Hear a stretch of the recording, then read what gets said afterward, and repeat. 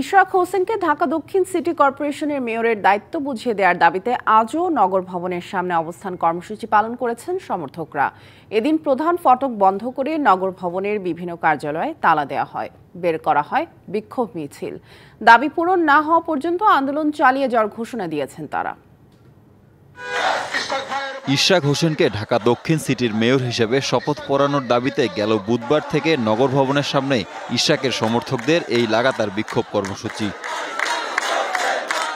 রবিবার সকাল থেকে সড়ক অবরোধ করে চলে বিক্ষোভ। এতে বন্ধ হয়ে যায় নগর ভবনের সামনের রাস্তায় যান চলাচল। আন্দোলনের কারণে নগর ভবনের সেবা কার্যক্রম বন্ধ, তালা দেয়া হয় বিভিন্ন ভবনে।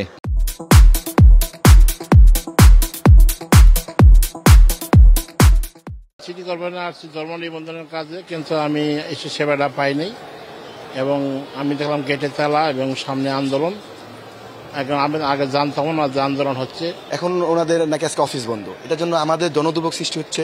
ইভেন এই কারণে আমরা একক ব্যক্তি বিষয়টা এরকম না, দাবি আদায় না হলে কঠোর কর্মসূচি দেওয়ারও হুঁশিয়ারি দিয়েছেন আন্দোলনকারীরা। তার শপথ নেওয়ার সময় এই শপথকে প্রশাসন টালবাহানা ষড়যন্ত্র করে তাকে শপথ নিতে দেওয়া হচ্ছে না কেন? আমাদের দাবি মানা না হলে কঠোর থেকে কঠোরতর আন্দোলনের কর্মসূচি ঘোষণা করবে।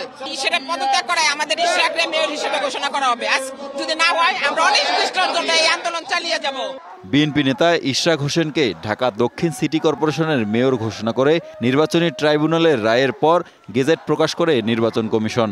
তবে শপথ না পড়ানোয় আন্দোলনে নামেন ইশরাকের সমর্থকরা। Hasan Sakib, DBC news, Dhaka.